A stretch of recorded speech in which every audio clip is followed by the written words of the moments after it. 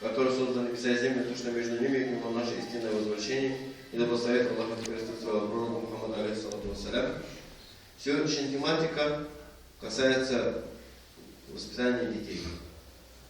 О воспитании детей человеку молодому говорить тяжело. Самому на эту тему говорить тяжело. Ну, если уж по расписанию нам так задано, мы должны говорить на эту тему. Но вообще, про воспитание детей говорить должен человек, который успешно воспитал своих детей и всех своих успешно воспитанных детей выдал замуж, поженил и спокойно, так скажем, в этом деле достиг успеха. Вот он имеет право говорить на эту тему. Кстати, нам приготовил эту проповедь именно один из таких людей. Эту проповедь приготовил взрослый человек, очень даже взрослый человек среди нас. Вот. Но имамы не все взрослые, есть молодые имамы, поэтому нам тоже тяжело на эту тему говорить именно как назидающих.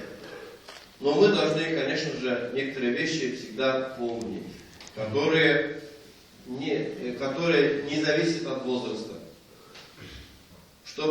Если мы хотим, чтобы наши дети изменились в лучшую сторону, мы должны начинать не с них, а с себя.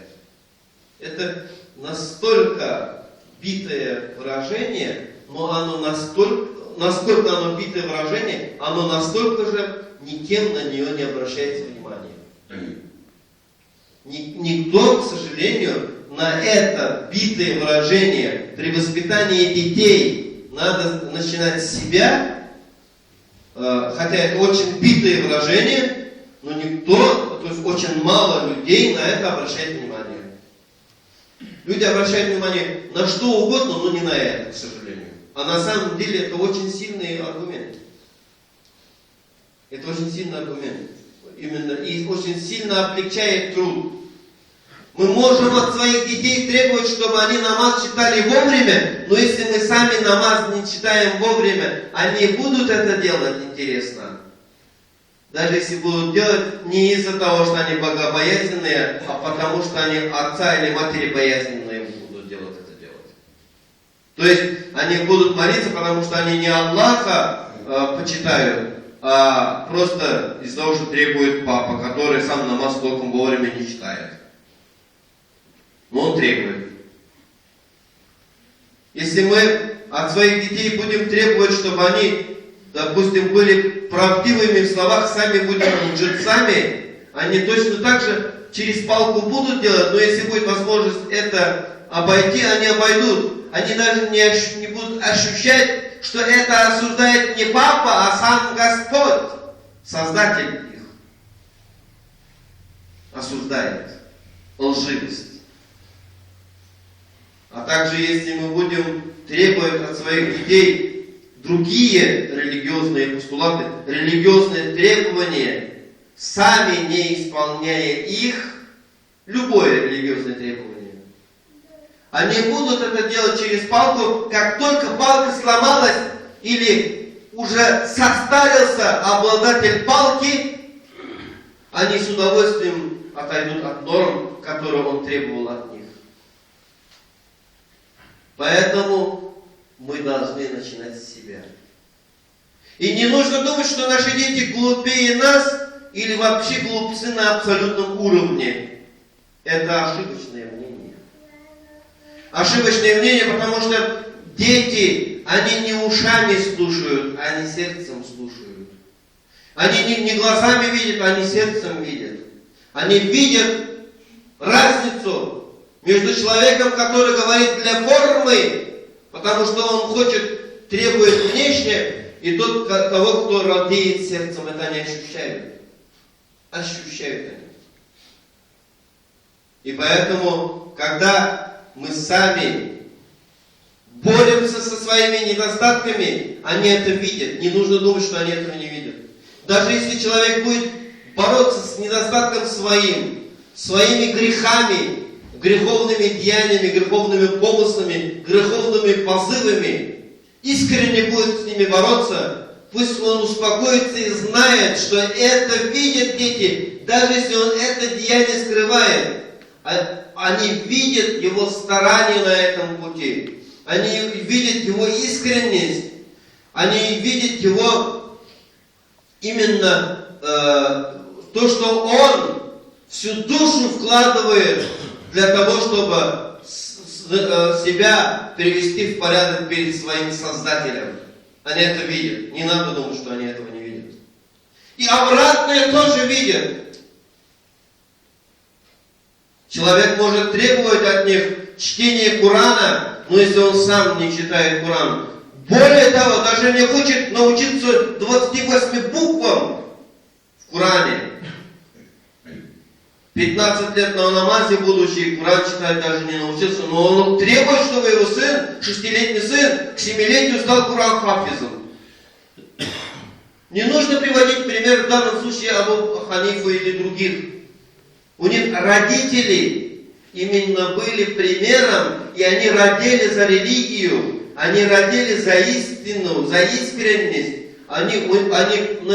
Если не весь Коран, то очень многие цитаты из Корана знали наизусть. Такие родители они были у него. Допустим, если брать Абу Ханифу или имама Шафи'и. У Абу Ханифы папа был грамотный, у имама Шафи'и мама была грамотной. Он же не сразу пошел учиться у других учителей. Имам Шафи'и, допустим, учился у своей матери очень долгие годы. У него книга называется «Мать» по фикху. Книга «Мать» называется. «Аль-Умма». Не просто так же это названо. Да, некоторые шарихи, некоторые толкователи говорят, «Аль-Умма» означало «умма», то есть община. Нет, название книги выдает себя. «Аль-Умму» – мама, мать. Там «умма», «имам», некоторые говорят, что «аль-умму» означает «имам». Ну, вы знаете, очень, как сказать, община и общество не путаем же. Община – это общество. Также, хотя корень общ в русском языке. Да, корень тут одинаковый. Алиф, мим, мим у обоих. У уммы и имамы в арабском языке. Корень одинаковый, согласен. Но смыслы разные. Поэтому, дорогие мои, мы должны понимать эти моменты. Да, человек может требовать, но если мы в одном вопросе берем пророка, саллаллаху алейхи вассалям, пример, давайте в Коран хафизстве возьмем пророка, саллаллаху алейхи вассалям. Он в 40 лет начал учить Коран наизусть. 23 года выучивал Коран наизусть. Выучил к 63 годам Коран наизусть. Вот каков наш пример. И самый идеальный пример. Не в 6 лет он знал наизусть. Представляете, в 6 лет он даже одного аята не знал наизусть. Не в 7 лет, не в 30 лет, не в 35 лет, не в 39 лет. Именно к 40 годам Аллах Та'аля ему дал аяты из Корана. И не было это Фатиха сура. Это было 5 аятов из суры сгусток Аль-Арак. Ему Джабраиль алейхиссалям обучал аяты Корана, как папа своему сыну обучает. Так же трепетно, так же от всей души, так скажем.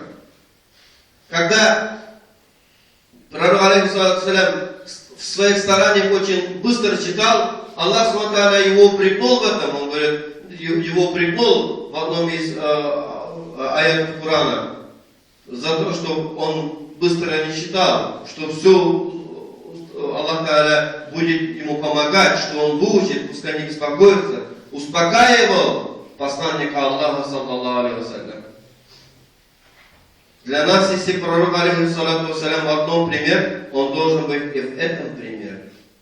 И в то же время назидание. Не должен человек думать, которому больше 40 лет, что он уже опоздал. Он не опоздал, он вовремя пришел. Ему нужно взять мугаллим сани и начать учиться. Иншаллах, через месяц он будет Коран читать. Иншаллах, через полгода он будет уже выучивать первые суры из Корана самостоятельно. Ничего этому не мешает, кроме нашей лени, нашей беспечности, которую мы себя окутали и радуемся тихоря. Этого нельзя делать. Нужно свою беспечность откинуть, лень откинуть. Тогда и наши дети к нам подтянутся, потому что они будут видеть нашу бодрость, наше старание, наше упорство в набожности. перед Аллахом Субханаху ва Та'аля.